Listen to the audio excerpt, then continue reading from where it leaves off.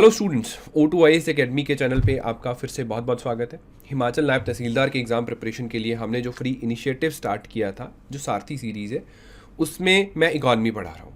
Economy का पहला road map हमने पिछले सेशन में देख लिया कि कैसे क्वेश्चन आते हैं, किस वे से हम लोग इसको पढ़ेंगे। तो ये पहला यूनिट हम लोग स्टडी करने जा रहे हैं।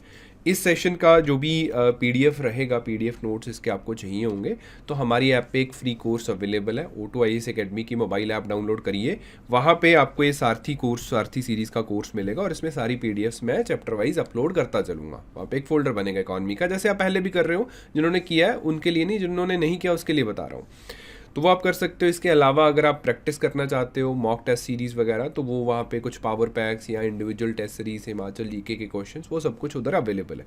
तो आप डाउनलोड करिए, चीज़ें मिल जाएंगी। अपार्ट फ्रॉम दिस हम लोग सब्जेक्ट शुरू कर रहे हैं। तो जब भी कोई नया फील्ड पढ़ना स्टार्ट करते हैं हम लोग, इकॉनमी एज अ फील्ड जब हम पढ़ने की कोशिश करते हैं, कोई भी सब्जेक्ट एज अ फील्ड पढ़ने की कोशिश करते हैं, तो एक बेसिक इंट्रोडक्शन हमारे दिमाग में होनी चाहिए कि what is it all about, किसके बारे में है ये सब्जेक्ट। तो इकॉनमी के लिए ऐसा बोला जाता है कि कर्स होता है कम्पिटिटिव एग्जाम के स्टूडेंट्स के लिए, चाहे वो कॉमर्स बैकग्राउंड का है, ह्यूमैनिटी बैकग्राउंड का है, चाहे वो साइंस बैकग्राउंड का है, इंजीनियरिंग से आया, कहीं से भी आया है। इकॉनमी एक ऐसा सब्जेक्ट है जो हर एक बंदे को तंग करता है। बिकॉज अगर मैं इकॉनमी पढ़े लोगों की भी बात करूं, तो वो भी ज़्यादा अपने माइक्रो इकॉनमी के कॉन्सेप्ट्स को अच्छे से समझ सकते हैं, जो कि हमारे पेपर में नहीं आते हैं। हमारा टॉपिक ज़्यादा डायनामिक और करंट ओरिएंटेड होता है, इस वजह से इसकी अंडरस्टैंडिंग डिफरेंट वे से हमें चाहिए। तो थोड़ा सा पेशेंस के साथ हमें इस सब्जेक्ट के साथ आगे बढ़ना पड़ेगा। इनिशियली 1-2 लेक्चर आपको कॉन्सेप्चुअल अंडरस्टैंडिंग के साथ में लेके चलूँगा, सो दैट समस्या ना आए। एटलीस्ट जो पढ़ने वाले लोग हैं उनके लिए समस्या ना आए। बाकी जो रट्टा मार चीज़ें हैं वो भी हम लोग साथ साथ करते चलेंगे। The point is what is economics, what is economy. 2 तरीके के शब्दावलियाँ आपको दिखती हैं। पहला है कुछ लोग इकोनॉमिक्स शब्द यूज़ करते हैं, दूसरा है कुछ लोग इकॉनमी शब्द यूज़ करते हैं। ये इंटरचेंजेबली यूज़ होने वाले वर्ड्स नहीं हैं जो नॉर्मली हम लोग कर लेते हैं। दे हैव डिफरेंट मीनिंग्स, हम उनकी बात करेंगे। तो इकॉनमी एज अ सब्जेक्ट, क्या है economy, what is economy, what is economics, वो हमें समझना है। तो जब भी इस सब्जेक्ट को पढ़ना है तो एक बात आपके दिमाग में रहनी चाहिए, वो है there is scarcity of resources.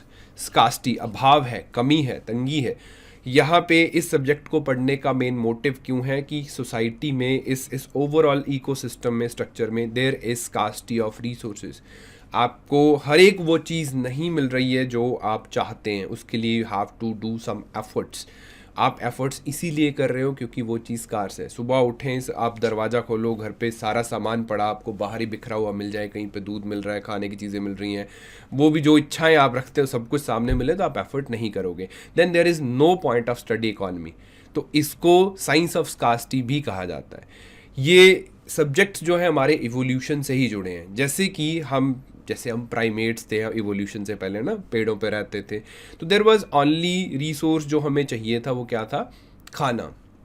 सिर्फ खाना चाहिए था। कपड़े हम पहनते नहीं थे, जो शेल्टर है वो हमें जंगलों में मिला था, पेड़ों पर रहते थे। रोटी कपड़ा मकान में सिर्फ हमें रोटी की आवश्यकता थी, जो भी पकाते नहीं थे जंगलों में पकड़ पकड़ के खा लेते थे कुछ। धीरे धीरे हमारी सोसाइटीज़ इवॉल्व करती हैं, इवॉल्व करे, हम पेड़ों से नीचे उतरे, सीधा चलना स्टार्ट किया, एवोल्यूशन हुआ, धीरे धीरे कपड़े पहनने शुरू किए, गुफाओं में रहना शुरू करा। घर तो वो रोटी कपड़ा मकान, 3 ज़रूरतें हमारी बनती हैं। उन ज़रूरतों को पूरा करने के लिए जो रिसोर्स है वो स्कार्स होता गया। तो उस स्कार्स रिसोर्स, जो हमारे पास अवेलेबल रिसोर्स है, उसको कैसे मैनेज करना है, वहाँ से शुरुआत होती है रियल इकॉनमी या इकोनॉमिक्स की स्टडी की। तो जब you have two choices to make, आपके पास लिमिटेड रिसोर्स है, उन रिसोर्स को यूज़ कैसे करना है अपनी ज़रूरतों को पूरा करने के लिए, that is economics. Similarly political science जैसे सब्जेक्ट भी लोग पढ़ते हैं, है ना। अब ये छोटी छोटी पहले ट्राइब्स थी, जन थे, जनपदास बने, आपस में लड़ना शुरू किया, then it was a beginning of political science. इसलिए हर एक सब्जेक्ट का अपना एक ओरिजिन है। इकॉनमी का जो ओरिजिन है, it come from the scarcity. आज हालांकि उस स्कार्सिटी का आयाम वो नहीं है जो मैं आपको बता रहा हूँ कि सिर्फ हम रोटी कपड़ा मकान पे टिके हैं। देयर आर मल्टीपल फैक्टर्स, उनको हम लोग स्टडी करेंगे। तो इकोनॉमिक्स क्या है कि आपके पास लिमिटेड रिसोर्सेज अवेलेबल है, स्कार्स रिसोर्सेज हैं। तो उन स्कार्स रिसोर्सेज को societies, as a family, as a country, आप कैसे यूज करते हो, दैट इज इकोनॉमिक्स, राइट। एक डेफिनेशन और देखते हैं कि इकोनॉमीज जो है, हम लोग इंडिविजुअल्स, फॉर्म्स, गवर्नमेंट्स के उन डिसीजंस को स्टडी करते हैं, उन चॉइसेस को स्टडी करते हैं जो वो बनाते हैं, अपनी चॉइसेस बनाते हैं, किससे कि अपने रिसोर्सेज को यूज कैसे करना है। आप एक फैमिली हेड है, आपके पास 10 लोगों की फैमिली है, उसका पेट कैसे भरना है, उनकी ज़रूरतें कैसे पूरी करनी है, तो you have to make certain choices, that's economics. आप कंट्री हेड हैं, देश के फाइनेंस मिनिस्टर हैं, आपको पूरे देश का ध्यान रखना है।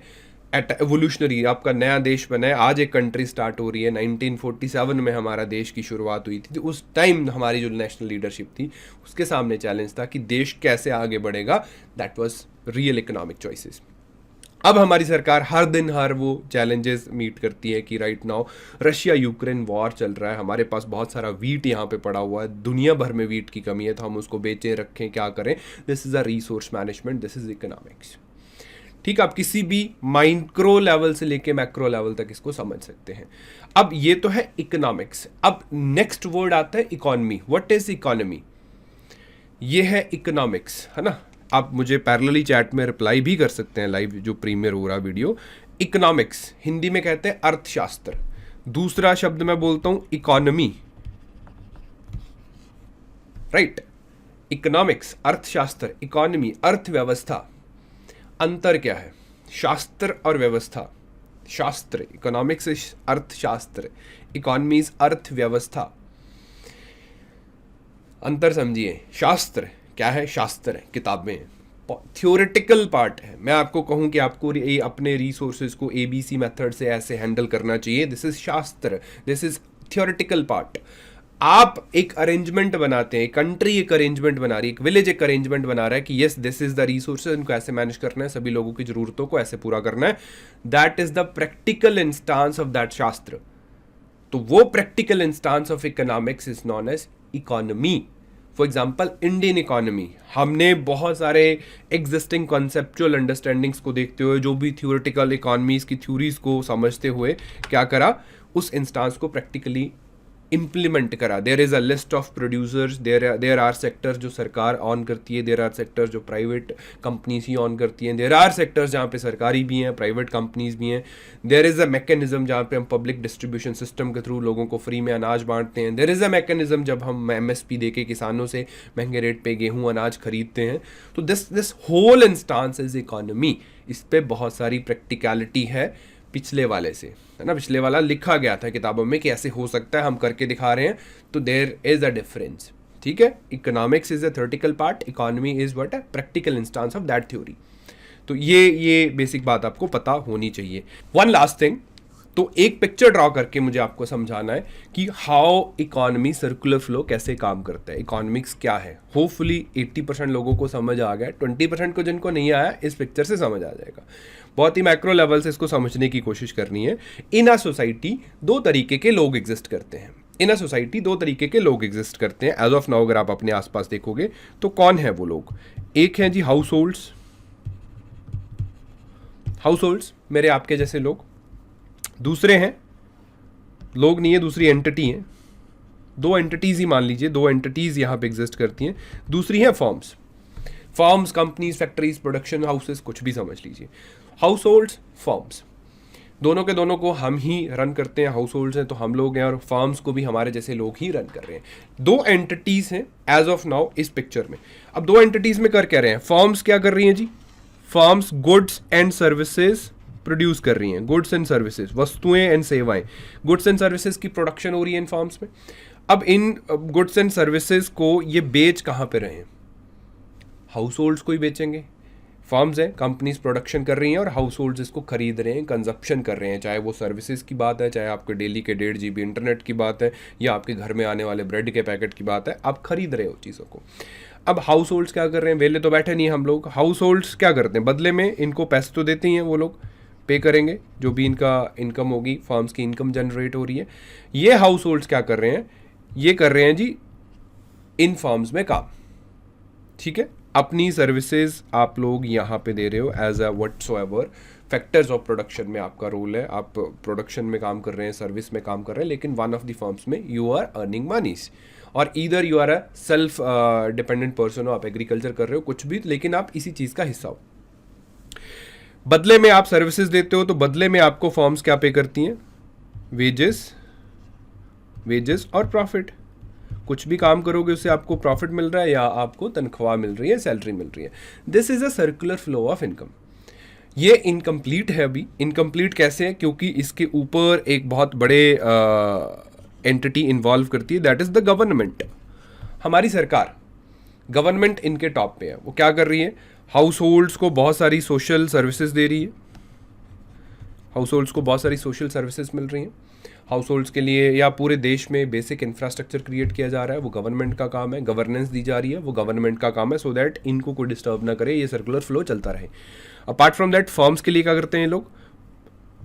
फर्म्स के लिए भी ये एक इकोसिस्टम क्रिएट करके दे रहे हैं, इंफ्रास्ट्रक्चर बना रहे हैं, और बदले में ले क्या रहे हैं जी?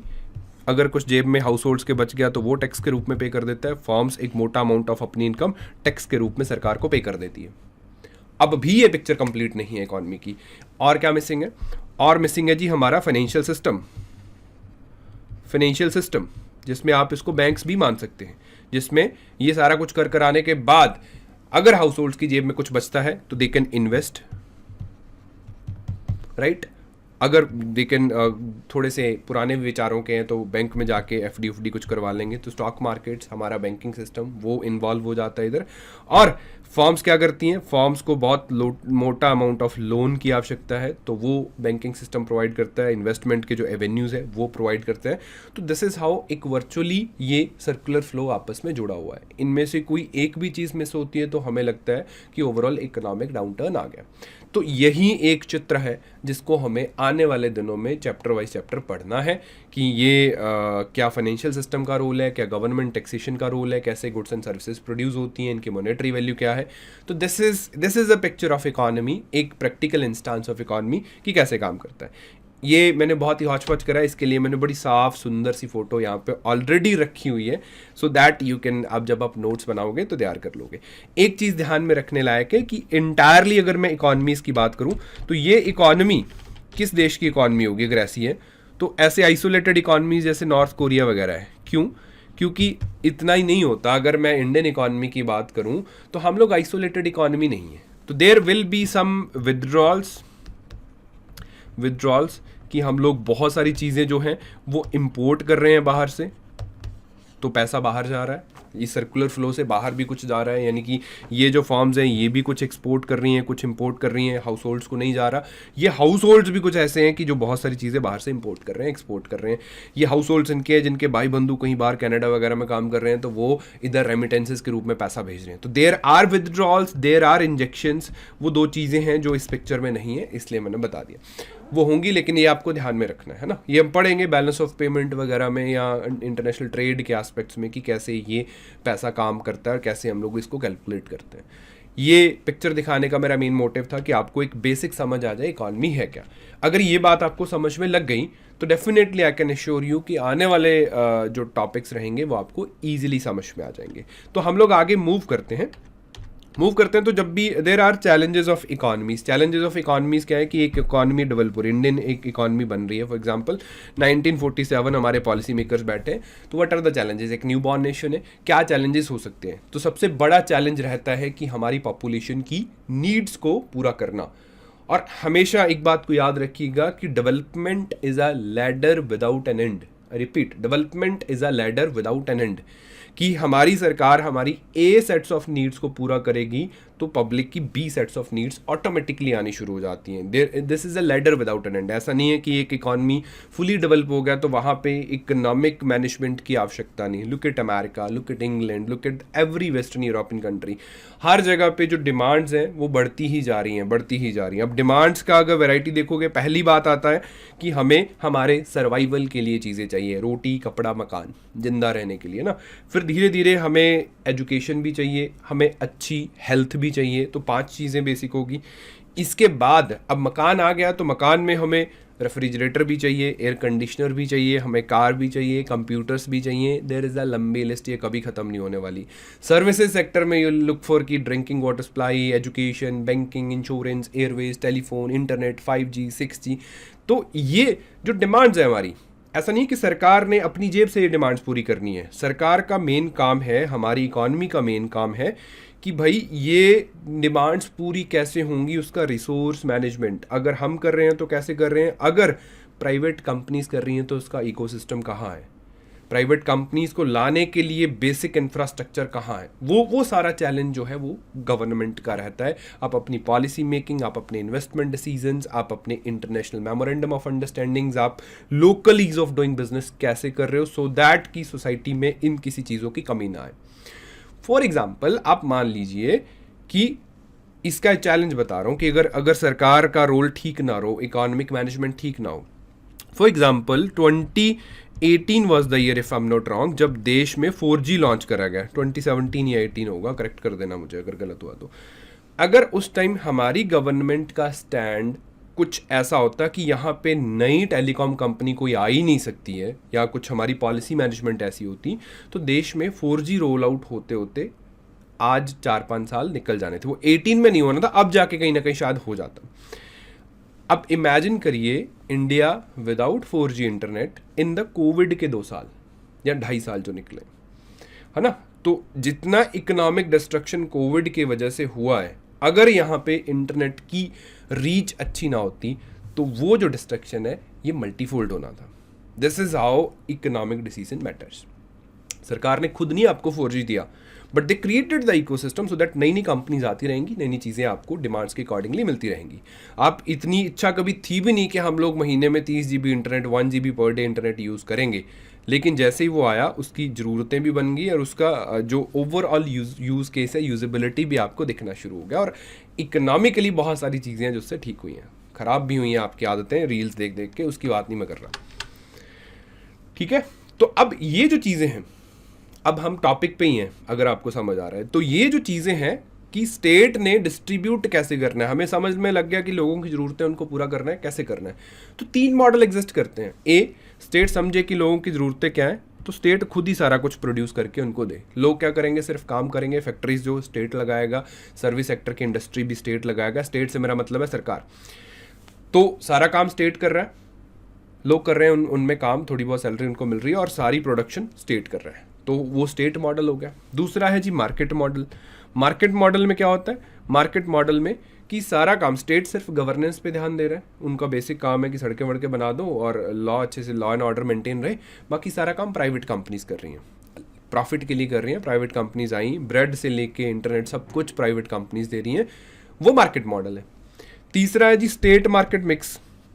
स्टेट मार्केट मिक्स में क्या है कि हम लोग दोनों एंटिटीज ही इन्वॉल्व हैं, सरकार भी इन्वॉल्व है प्रोडक्शन में और मार्केट भी, जो प्राइवेट प्लेयर्स हैं वो भी इन्वॉल्व हैं। जैसे मोस्टली इकॉनमीज में आज होता है, बहुत सारे ऐसे काम हैं जो गवर्नमेंट ऑन्ड कंपनीज भी कर रही हैं, प्राइवेट ऑन्ड कंपनीज भी कर रही हैं, तो state market mix distribution model है। इन्हीं डिस्ट्रीब्यूशन नेटवर्क मॉडल्स को हमने डिवाइड करा कि मार्केट वाले को हम कहते हैं कि this is an capitalistic model of economies, इसको बोला जाता है कि सोशलिस्टिक मॉडल ऑफ इकॉनमीज या command economies. State market mix को हम लोग मिक्स्ड इकॉनमीज बोल देते हैं। तो टाइप्स ऑफ इकॉनमीज इसी बेसिस पे हम लोग आगे बढ़ते हैं। और रोल ऑफ तो मैंने आपको ऑलरेडी बता दिया, role of state in economy क्या होता है। तो अब ये था बेसिक अंडरस्टैंडिंग ऑफ इकॉनमी कि क्या बेसिक चीज़ें हैं जो रोल प्ले करती हैं, इकॉनमी और इकोनॉमिक्स का डिफरेंस क्या है। आई होप आपको समझ आ गया होगा, नहीं आया तो एक बार रिवाइंड करके भी देख सकते हो। दूसरा, मुझे नीचे कमेंट सेक्शन में बताते रहिएगा, सो दैट अगले सेशंस में मैं आपके डाउट्स अकॉर्डिंगली ले लूँगा, या मैं एक दिन एक लाइव भी रखने वाला हूँ, उसमें हम लोग डिस्कस करेंगे। अब हम आगे चलते हैं बेसिक समझने के बाद टाइप्स ऑफ इकॉनमीज में। डिपेंडिंग अपॉन जैसे से प्रोडक्शन पैटर्न है इकॉनमी के, प्रोडक्शन पैटर्न की कौन प्रोड्यूस कर रहा है, कैसे प्रोड्यूस कर रहा है, उसकी प्राइसिंग कैसे डिसाइड हो रही है, उसके बिहाफ पे 3 टाइप्स ऑफ इकॉनमीज हैं। उनके डिस्ट्रीब्यूशन नेटवर्क के बिहाफ पे 3 टाइप ऑफ इकॉनमीज हैं। ए कैपिटलिज्म, बी सोशलिज्म, सी मिक्स्ड इकॉनमी। क्या है ये, मैं पॉलिटिकल साइंस वाले कॉन्सेप्ट्स की बात नहीं कर रहा, हालांकि वो कोरिलेट करते हैं इससे, तो हम लोग इनका इकोनॉमिक पर्सपेक्टिव समझेंगे और आगे निकल जाएंगे। बेसिकली अब हम सिर्फ एग्जाम स्पेसिफिक बात करेंगे, मैंने आपको मोटी मोटी बातें बता दी हैं क्या होता है अर्थव्यवस्था शास्त्र। तो अब टाइप्स ऑफ इकॉनमीज की बात करते हैं। तो पहला टाइप है जी कैपिटलिस्टिक इकॉनमी। इस पे क्वेश्चन क्या बनता है, जैसे पिछली बार क्वेश्चन आया कि इंडिया कैसी इकॉनमी है, भारत एक मिक्स्ड इकॉनमी है।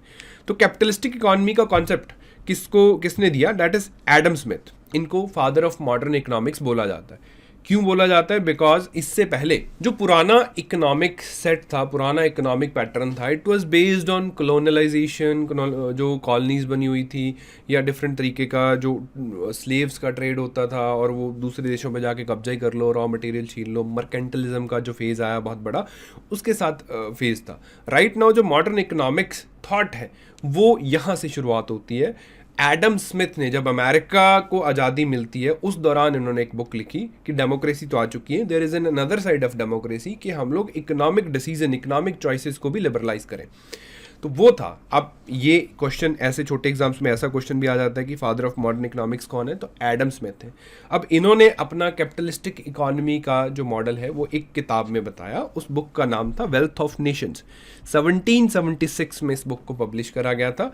वेल्थ ऑफ नेशन इस बुक का नाम है।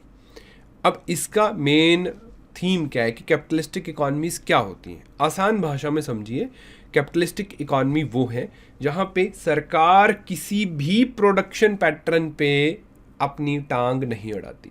Non interference by the government, इसको एक अच्छे शब्द के रूप में समझाया जाता है। दैट इज़ कि लैशेज फेयर बोलते हैं इसको।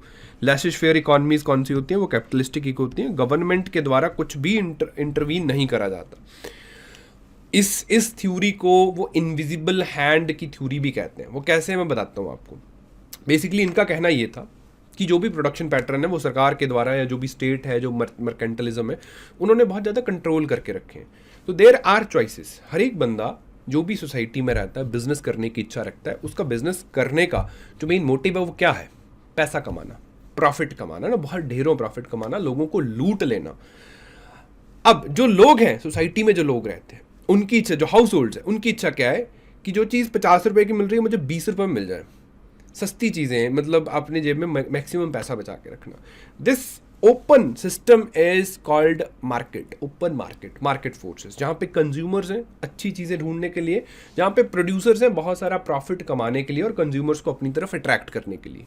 इससे पहले ये चीज़ें नहीं थी, है ना। प्रोडक्शन पे भी बहुत सारा लगाम लगा हुआ था, कंजप्शन पे भी ऑप्शंस अवेलेबल नहीं थे, वही फटीचर चीज़ें बन रही थी, फटीचर चीज़ें लोग खरीद रहे थे।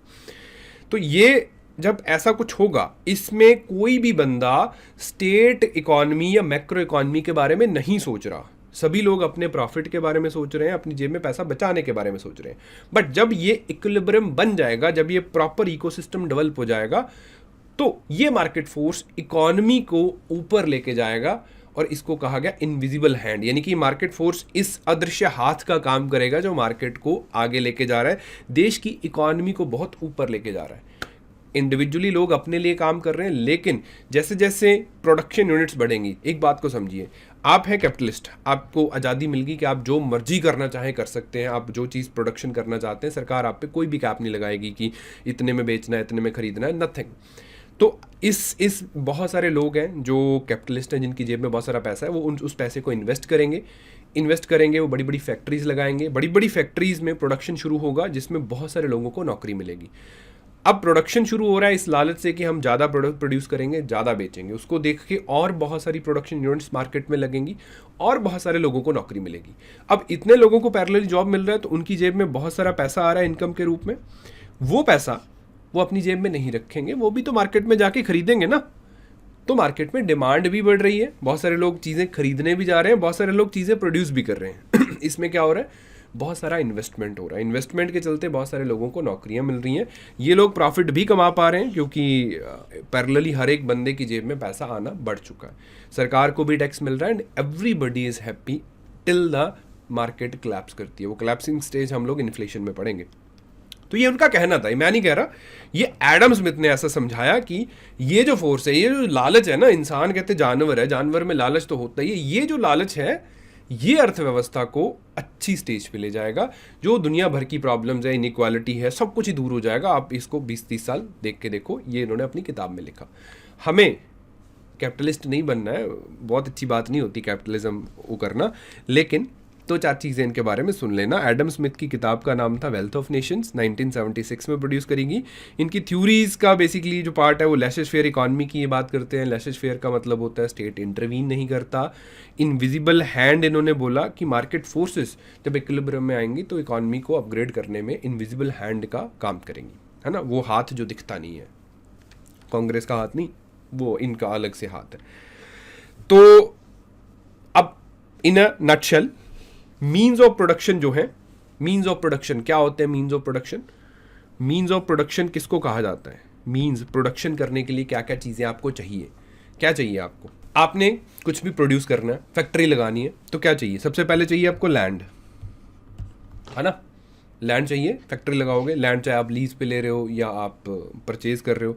लैंड के बाद आपको, लैंड खरीदने के बाद उस पर बहुत सारी मशीनें लगानी होगी, तो आपको चाहिए इन्वेस्टमेंट, बहुत सारा पैसा चाहिए। अब ज़मीन खरीद ली है, मशीनें लगा दी हैं, पैसा लगा दिया है, तो क्या चाहिए? उस पर काम करने के लिए लोग चाहिए, लेबर चाहिए ना। मशीनें चलेंगी, अपने आप थोड़ी ना चल जाएंगे, अभी ये इतना नहीं हुआ। उसके बाद ये 3 चीज़ें आने के बाद और क्या चाहिए? वही पैसा। लालची लोग हो आप लोग, तो आपको भाई एंटरप्रेन्योरशिप जो फीलिंग है वो चाहिए, है ना? एंटरप्रेन्योरशिप।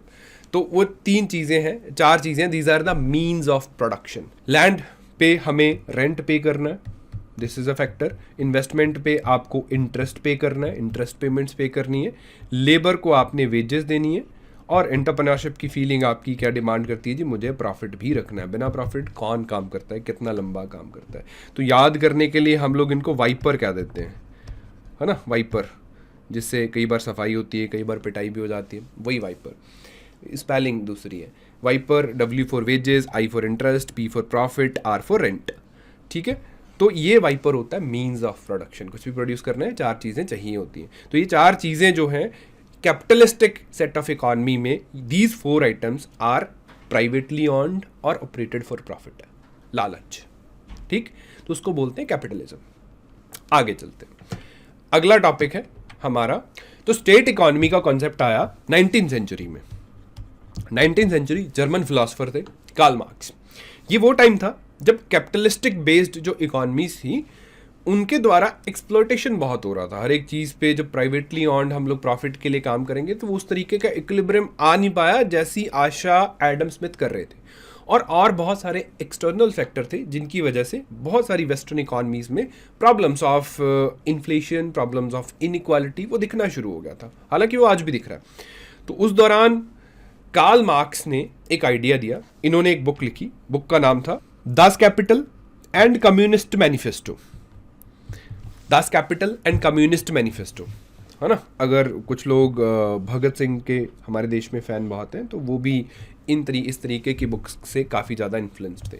कुछ हिस्टोरिकल सोर्सेज ये भी सजेस्ट करते हैं कि जस्ट बिफोर, जब उनको फांसी की सज़ा हो चुकी थी, फांसी देने वाले दिन भी सुबह वो कम्युनिस्ट मैनिफेस्टो के कुछ पेजेस पढ़ रहे थे। ऐसा कुछ सोर्सेस सजेस्ट करते हैं, पूरे नहीं। एनी हाउ, तो ये 2 बुक्स में इन्होंने अपना कॉन्सेप्ट ऑफ कम्युनिज्म समझाया, कम्यून का मतलब समझाया, जिसमें इनका कहना है कि ये जो कैपिटलिस्टिक सिस्टम है ये लोगों को करता है एक्सप्लॉइट, लूटता है। तो वो लूट नहीं है, ठीक, इससे इनइक्वालिटीज़ क्रिएट होती हैं। वर्कर जो लोग हैं वही फैक्ट्री में काम कर रहे हैं, सबसे ज़्यादा प्रॉफिट जो है वो फैक्ट्री का ऑनर लेके चला जा रहा है। तो ऐसी कुछ बातें इन्होंने करी। तो basically what he recommended, he said कि एक रेवोल्यूशन होना चाहिए जिसमें हम लोग सोशलिस्टिक इकॉनमी को एक नींव रखेंगे। ये किस चीज़ पे एम्फसाइज करेंगे? Collective ownership of means of production. जो भी वो वाइपर है, एसेट्स है, प्रॉपर्टी है, उनकी कलेक्टिव ऑनरशिप हो। कम्युनिस्ट इकॉनमी क्या करेगी? स्टेट सारी चीज़ें ऑन करेगा। स्टेट, इवन जो भी लेबर है, जो सारी एब्सोल्यूट पावर है वो स्टेट के पास आएंगी। There will be a worker class only, और वो वर्कर क्लास काम करेगी, दैट्स इट, है ना? सभी लोग इक्वल होंगे, ऐसा इस मॉडल का मानना है। इकोनॉमिक पर्सपेक्टिव समझिए, although there is a difference in the political aspects. अगर हम देखेंगे, there is a socialistic economic pattern, there is a communist economy pattern. फिर आप रशियन मॉडल ऑफ इकोनॉमी अगर देखते हैं, या हम मेओ जेडैंग का चाइना देखते हैं, तो देयर आर डिफरेंसेस। उन नोशंस पे हमें नहीं जाना है, हमें कमांड इकोनॉमी का मतलब समझना है। कमांड इकोनॉमी, स्टेट इकोनॉमी, या जो इस तरीके की सोशलिस्टिक इकोनॉमीज़ हैं, तो जनरली सारा प्रोडक्शन का जो मीन्स मशीन्स है वो स्टेट ऑन करता है और स्टेट ही कमांड करता है कौन सी चीज़ प्रोड्यूस करनी है, किस प्राइस पे प्रोड्यूस होगी और कैसे प्रोड्यूस होगी। अब यहाँ पे वो नहीं होगा कि बहुत सारे आज़ादी है आपको, आप कुछ भी चॉइसेस खरीद सकते हैं, नहीं, जो प्रोड्यूस हो रहा है वही है, इसके अलावा कोई ऑप्शन अवेलेबल नहीं है, because there is no private producer in the market जो बोले कि हम लोग कुछ नया कर रहे हैं।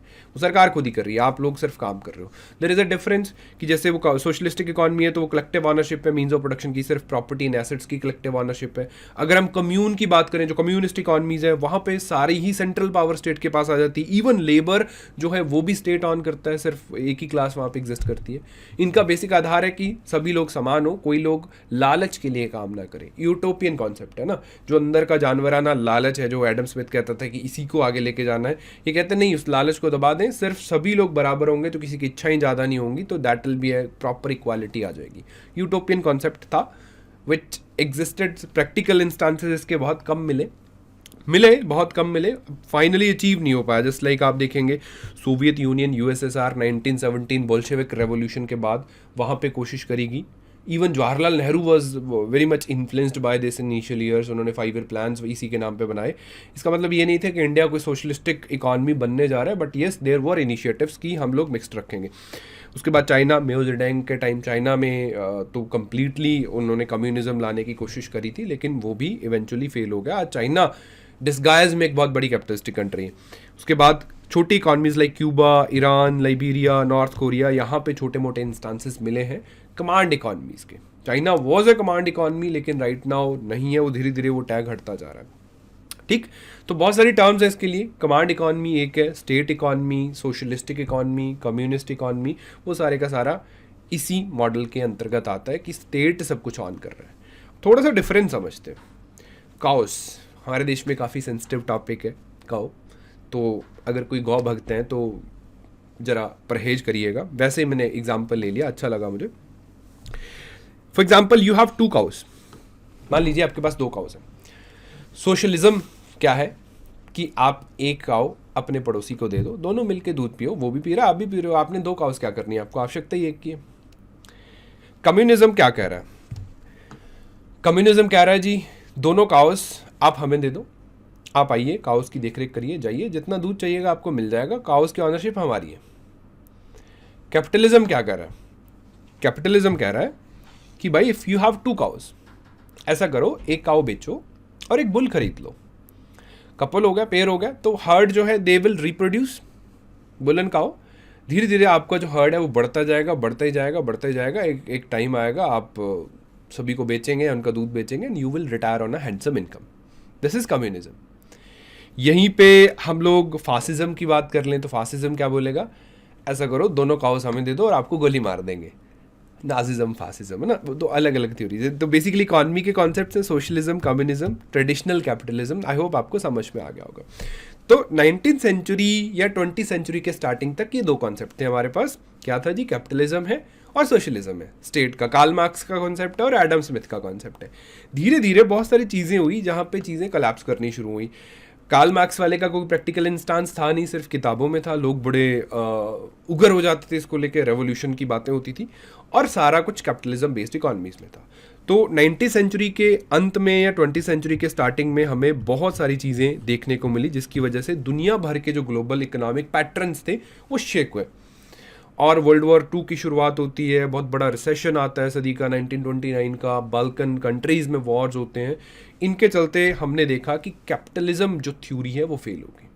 जब एक थ्योरी फेल होती है, कैपिटलिस्टिक इकॉनमीज जैसा बोला गया वैसा नहीं कर पाई, वो अनएम्प्लॉयड भी लोग थे वहाँ पे, इनइक्वालिटी भी थी, पॉवर्टी भी थी, जो नहीं होना चाहिए था अगर एडम स्मिथ सच बोल रहे थे तो अब स्मिथिनियन मैक्रो इकॉनमी के आइडियाज हो गए फेल, तो नए बंदे आते हैं। तीसरा person, last topic of the day, that is John Maynard Keynes, JM Keynes. अपने अच्छे अच्छे कोट्स के लिए जाने जाते हैं ये। तो इन्होंने बोला देखो, ना तो ट्रूली कैपिटलिज्म चीज़ें ठीक है, ना ही ट्रूली सोशलिज्म ठीक है, हम लेंगे एक मिडिल पैथ। मिडिल पैथ क्या है कि सरकार सारा कुछ प्राइवेट प्लेयर के हाथ में नहीं छोड़ सकती, government has to play active role in the economy. इतना इनका मतलब था, एक्टिव रोल। तो उन्होंने पहली बात अपनी बहुत फेमस बुक नहीं है ये, इनके रिसर्च पेपर्स की कंपिलेशन है, the general theory of employment, interest and money. इसमें इन्होंने जेएम केन्स ने सीरीज ऑफ डिफरेंट जो रिसर्च पेपर्स थे उनको पब्लिश करा हुआ है, और इन्होंने बोला कि the principles of laissez faire economy, invisible hand, इन पे उन्होंने बहुत बड़ा क्वेश्चन उठाया। तो उन्होंने बोला इक्विलिब्रियम खराब हो रहा है, गरीब लोग गरीब होते जा रहे हैं, अमीर लोग अमीर होते जा रहे हैं, क्या करना होगा। ये कभी भी ये लोग स्टैंड नहीं करेंगे। जब नॉर्मल अच्छे दिन चल रहे हैं तो ठीक है, जब इकोनॉमिक डाउन टर्न आएगा जो अमीर लोग हैं वो इन्वेस्टमेंट्स को होल्ड कर लेंगे, फैक्ट्रीज को बंद कर देंगे, जो बस्ट सेशन आएगा उसमें बहुत बड़ी इनइक्वालिटी और इकोनॉमिक समस्याएं क्रिएट होंगी, जो कि हो चुकी थी। 1929 के रिसेशन ने ये बात हमें दिखा दी कि है वाकई सच बोल रहे हैं। तो 1883 से ऐसी बातें बोल रहे थे, इनको इग्नोर किया, लेकिन जब ऐसा हुआ तो बोले यस यस ये तो बड़ा बंदा सही है। तो उसके बाद व्हाट ही सजेस्टेड, क्या बोला उन्होंने, अगर दोनों चीज़ें फेल हैं तो क्या करें। ही सेड कि स्ट्रॉन्ग सरकारी intervention in the economy is required. वो कैसे, in the form of what, in the form of fiscal stimulus. Fiscal stimulus वो चीज़ है कि वो सरकार अपनी जेब से पैसा निकाल के इन्वेस्ट करेगी। इन्होंने बोला कि बहुत सारी ऐसी चीज़ें हैं जो पब्लिक गुड्स है, बेसिक गुड्स एंड सर्विसेज, वो सरकार अपने पास रखे, बाकी चीज़ें आप प्राइवेट लोगों को दे भी देंगे तो कोई प्रॉब्लम नहीं है। फॉर एग्जांपल न्यूट्रिशियस खाना सभी को देना है, हेल्थ केयर अच्छा हो, सैनिटेशन हो, एजुकेशन, सोशल सिक्योरिटी, ये सारी चीज़ें पब्लिक गुड्स में आए तो गवर्नमेंट इन पे अपना एफर्ट और पैसा दोनों लगाएगी, और बाकी सारी चीज़ें आप प्राइवेट गुड्स में दे सकते हैं, सो दैट कि एक बैलेंस क्रिएट हो। क्योंकि सरकार के पास भी इतना पैसा और मैनेजमेंट नहीं है, प्राइवेट लोगों के पास इतनी इच्छा नहीं है लोगों का भला करने की, इन दोनों को एक प्लेटफॉर्म पे लेके आना है। और नॉर्मली एक टर्म जिसको आजकल हम कई बार देखते हैं, फिस्कल स्टिमुलस जिसको बोला गया, फिस्कल स्टिमुलस शब्द जो है वो केन्स के दौरान ज़्यादा फेमस हुआ था। इन्होंने एक ही चीज़ पे फोकस करा कि जब भी इकोनॉमिक डाउनटर्न आता है गवर्नमेंट को अपनी स्पेंडिंग्स, अपना खर्चा बढ़ा देना चाहिए जिस भी सेक्टर में उनको ज़्यादा वायबल लगता है कि ये एम्प्लॉयमेंट जनरेट करेगा। कुछ भी फॉरगेट अबाउट एनीथिंग, इन्फ्लेशन वगैरह भूल जाइए, आप एक्सपेंडिचर को इंक्रीज करिए। इसको फिस्कल स्टिमुलस बोला जाता है। अगर आप पिछले 10 साल इंडियन इकॉनमी को भी देखेंगे तो बहुत बार ऐसे इंस्टेंसेस आए कि हमने फिस्कल स्टिमुलस दिया। रीसेंट वो 20 लाख करोड़ रुपए का आपको कोविड पैकेज याद होगा, that was a fiscal stimulus given by the government.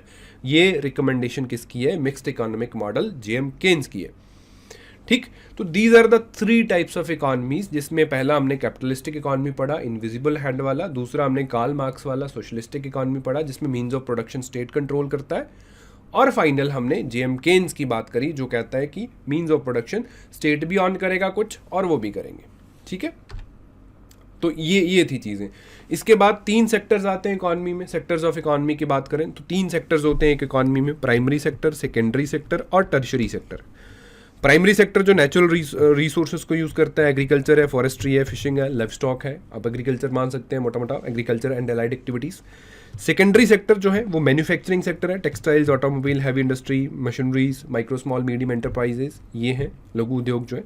Tertiary तीसरा है service sector, education, banking, insurance, transportation, tourism etcetera, information technology, ये है हमारा टर्शरी सेक्टर। एक इकॉनमी का जो फ्लो है इन्हीं 3 सेक्टर से होके बनता है। तो ये जो 3 सर्विसेज, तीन मेन सेक्टर्स हैं इकॉनमी के, इनके बिहाफ पे भी इकॉनमी को सेग्रीगेट करा जाता है। जैसे ये तो हमने उनकी प्रोडक्शन पैटर्न देख लिया कि अगर कैपिटलिस्टिक है, सोशलिस्टिक है या मिक्स्ड है। अगर हम लोग सेक्टर वाइज देखते हैं, फॉर एग्जांपल एक इकॉनमी है तो उसकी जीडीपी 50% से ज़्यादा एग्रीकल्चर दे रहा है, तो वो क्या होगी, एग्रेरियन इकॉनमी होगी। जैसे आज़ादी के दौरान इंडिया था, हमारी 60% जो जीडीपी थी देश की वो एग्रीकल्चर सेक्टर से ही आ रही थी, तो that was India was agrarian economy.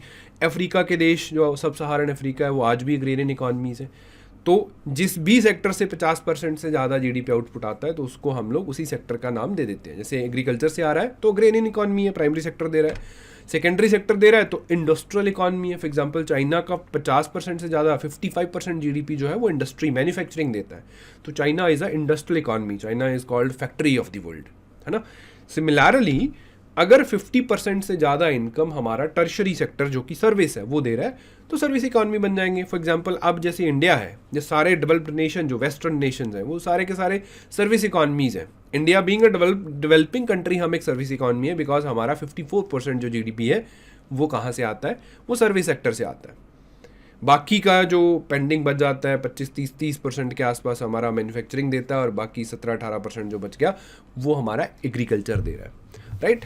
तो this is also a type सब टाइप आप मान सकते हैं on the basis of sectors of economy.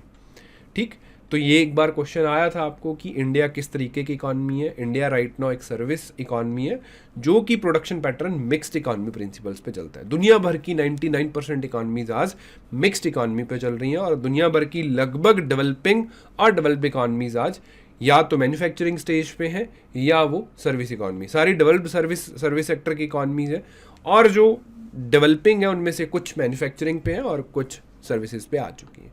और जो लीस्ट डेवलप्ड नेशंस हैं वो आज भी ज़्यादातर अग्रेरियन सोसाइटी हैं, अग्रेरियन इकॉनमीज हैं। That's all for today. काफ़ी लंबा सेशन हो गया, आई होप आपको समझ आया होगा। जो भी डाउट्स रहेंगे हम लोग लेते रहेंगे साथ साथ। अगले सेशन में दोबारा मिलते हैं।